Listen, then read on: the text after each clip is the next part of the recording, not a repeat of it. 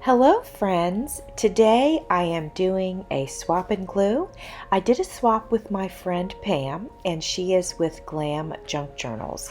And she and I did a mixed media swap and I aired that video probably a month and a half ago, I would say. And I did an unboxing, and the unboxing was in its own video because she sent me so much glorious stuff. And then I did an actual mixed media collage with the goodies that she sent me. And now I am doing the second collage with the goodies that she sent me. Now, I did this collage a while back. As you can tell, this is in my older art journal. I have completed this art journal. It's all full, but I didn't end up scheduling the videos back to back. I held this one back just so I could air it a little bit later. But that's why you'll notice my other art journal, and you guys know I filled that one up already. So anyway, she sent me so many beautiful pieces, and the other collage I did had more of a pink and peach feel to it, and I used lace in it. And so this one I'm still using mixed media, but I'm going with a different vibe. Also, you're going to notice that I'm working on two spreads simultaneously while I'm doing this. So I'm doing two collages, so you're getting two for one basically. But the reason is because the one page, not this one that I'm on right now, but the other one is a full spread, and then this one you can see there's a pocket here on the left hand side. So it's like I'm doing a spread and a half. So I believe I think these were the final two that I did in this art journal. And so I thought, you know what, why don't I just go ahead and finish it up completely instead of leaving a page with, a pocket in it. So that's what we're working on. And we have in both of these, the spread and then this other spread with the pocket, we are leaning into the blues quite a bit. And so you're going to notice that I have some interesting shapes here that I am adding to the collage. And it's interesting, I didn't even think about this while I was making it. I was interested in the shapes, but I didn't even realize that it's almost like water, the way there's the movement with the blue. And now looking at it back while I'm editing it kind of reminds me of the way that water flows. So it's just kind of an interesting observation because I haven't looked at this video. It's been sitting in my to edit bin for a month now, and so kind of an interesting observation to make after I had not looked at it for such a long time.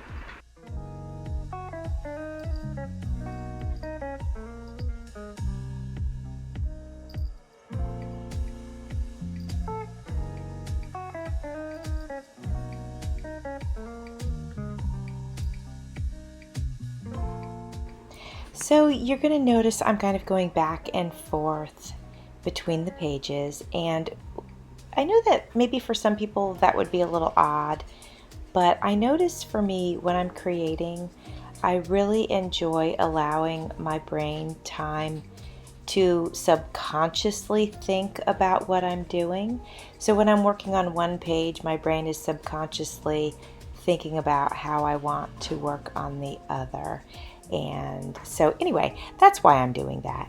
You can see here that I'm altering this tag, and I'm doing that so that it can blend and match with the new colors that I'm putting on this page.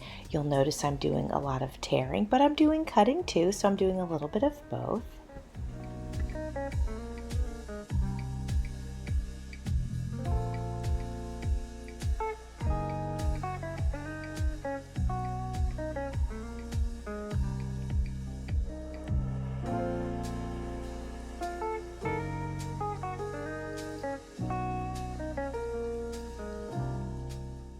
So I have the words, great ideas are worth holding on to, and you'll see me grab them. Yep, there they are.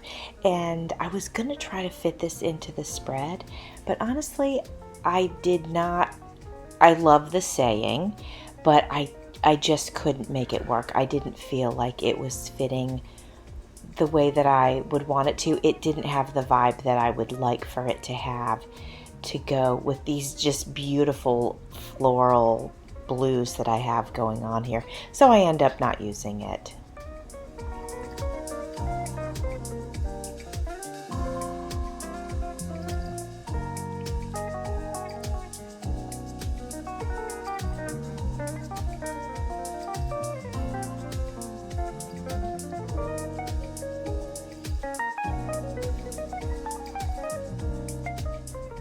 So in the gorgeous goodies that my friend Pam sent me was this vintage magazine page, and look at just how lovely this image is, and I knew I had to use it.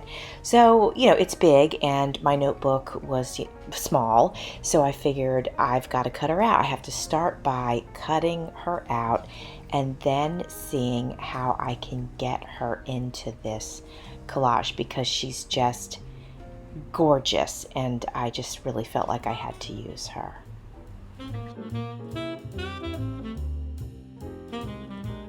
So you can see that I moved the placement of her around quite a bit, but ultimately I decided I did not want to cover all these gorgeous blues that I had just put on the paper. And of course the sketch of her it's actually in a dark blue. So I wanted the background papers to show through, but I also want her to be the centerpiece. So you'll see I have her just moved back from the edge, and that's how I decided to put her on. So here you see I'm using a ruler, and I'm doing that in order to just tear the rest of the page off. And there it is. It turns out lovely. That way I didn't have to try to use scissors.